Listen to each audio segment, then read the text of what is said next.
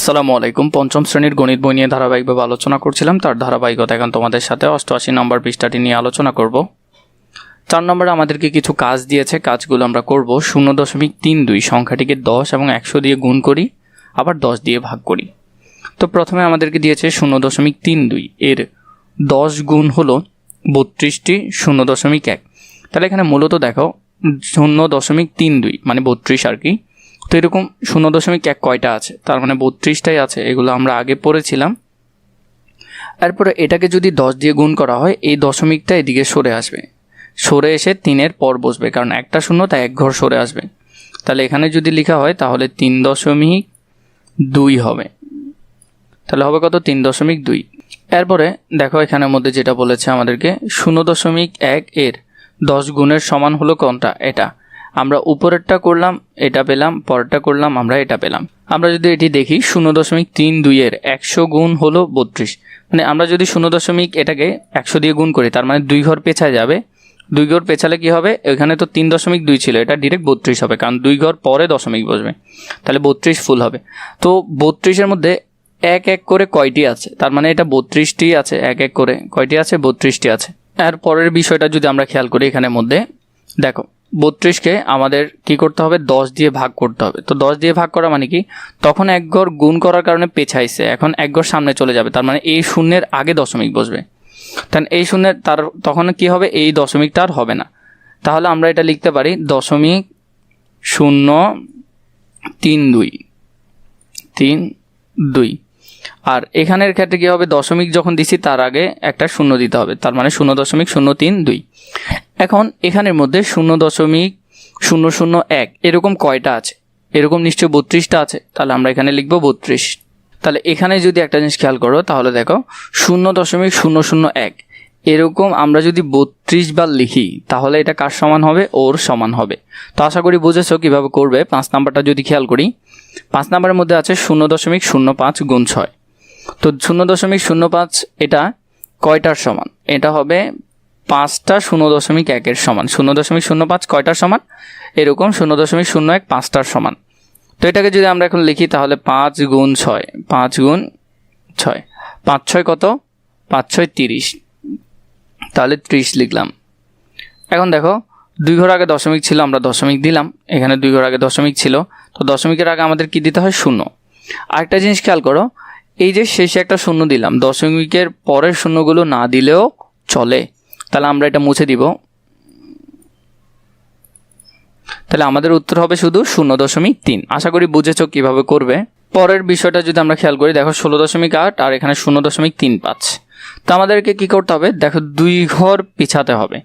তাহলে নিশ্চয়ই 100 দিয়ে গুণ করতে হবে। 2 ঘর মানে 2টা শূন্য, তার মানে কত হয়? 100। তাহলে আমরা দোনোটাকে কত দিয়ে গুণ করব? 100 দিয়েই গুণ করব। 100 দিয়ে গুণ করলে এটা 2 ঘর পর হলে কত হবে?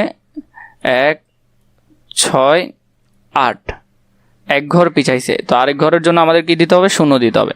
আর 35 এক ঘর পিছালে কত হবে? ডিরেক্ট 35 হয়ে যাবে। 35কে যদি 1680 দিয়ে ভাগ করো, তাহলে ভাগ করলে কত হবে? 48 হবে। আমরা যদি এখানে খেয়াল করি 1680 ভাগ 35, তাহলে হলো কত? 48। তো এইভাবে করে এটা তোমরা সুন্দর করে ফেলতে পারবে। 6 নম্বরটা যদি দেখি, একটি মোটরসাইকেল 4 ঘন্টায় 212.5 কিলোমিটার যায়। ক নম্বর? মোটরসাইকেলটি 1 ঘন্টায় কত কিলোমিটার যায়?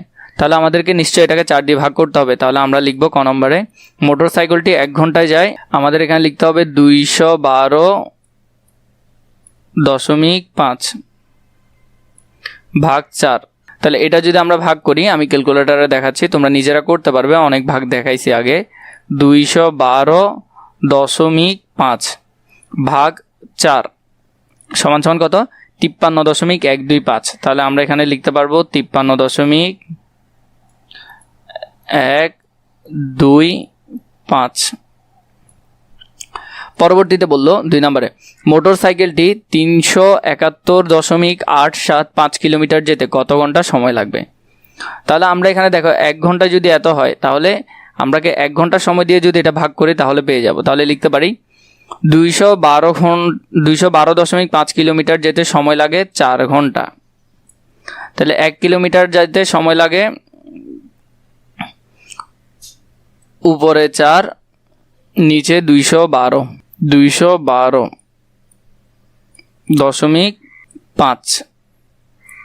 তাহলে 371.87 যেতে কত সময় লাগবে? তাহলে এখানে হবে 371.87 4 দিয়ে যদি গুণ করি তাহলে 4 দিয়ে গুণ করলে কত হবে? আমাদের এটা ভাগ করতে হবে 212 দিয়ে, 212.5। তো আমরা যদি এখন ভাগ করি তাহলে ভাগ করলে কত হয় একটা জিনিস খেয়াল করো। প্রথমে আমি কি করলাম, 371.87 আমি তাহলে এটা ভাগ করি 371.87 গুণ 4 সমান এটা আসছে। তাহলে এটাকে ভাগ করব কত দিয়ে? 212 দিয়ে, 12.5 দিয়ে। তাহলে কত? 6.99। অথবা আমরা চাইলে ডিরেক্ট কত লিখতে পারি? 7 ঘন্টা লিখতে পারি। তাহলে যখন আমাদের এরকম আসবে আমরা চাইলে 9, তো 9-এর পরে 1 ঘর বাড়ায়, যদি 5-এর পর হয় তাহলে 1 ঘর বেশি নিতে হয়। তাহলে এটা যখন 9 তাহলে আমরা একেবারে 7 ধরে নিলাম, কারণ 9, 9, 9, 9 তাহলে বরাবর 7 ঘন্টা। তো এইভাবে করে এই পৃষ্ঠাগুলো সমাধান করবে। পরবর্তীতে প্রয়োজন হলে নিশ্চয়ই কমেন্ট করে জানাবে।